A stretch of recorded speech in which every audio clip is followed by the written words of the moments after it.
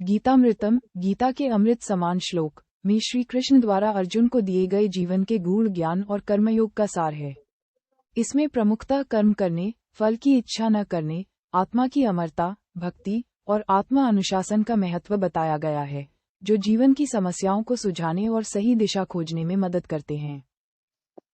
यहाँ गीता के कुछ महत्वपूर्ण श्लोक उनके हिंदी अर्थ सहित दिए गए हैं।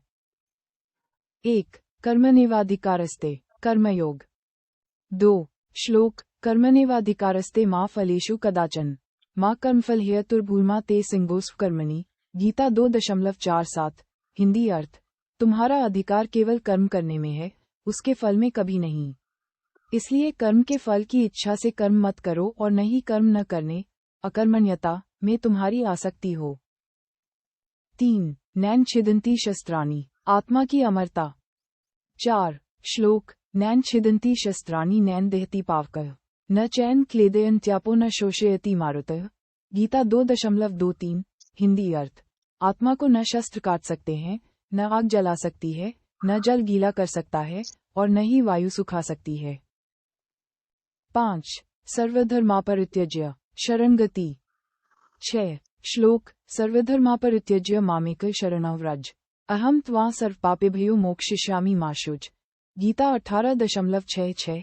हिंदी अर्थ, हे अर्जुन, सभी धर्मों, कर्तव्यों को मुझमें त्याग कर केवल मेरी शरण में आओ, मैं तुम्हें सभी पापों से मुक्त कर दूंगा, शोक मत करो। 7. यदा यदा हे धर्मस्य, ईश्वर का अवतरण। श्लोक यदा यदा हे धर्मस्य ग्लानिर्भवति भारत, अभ्युत्थानं धर्मस्य तदात्मानं सृजाम्यहम्। गीता 4.7। हिंदी अर्थ, हे भारत, अर्जुन, जब जब धर्म की हानि और अधर्म की वृद्धि होती है, तब तब मैं, ईश्वर, स्वयं की रचना करता हूँ, अवतार लेता हूँ। न हे ज्ञानेन सदृश, ज्ञान की महिमा। श्लोक न हे ज्ञानेन सदृश पवित्रमेव विद्यते, तत्स्वयं योग संसिद्धः कालेनात्मनि विन्दति। गीता 4.38।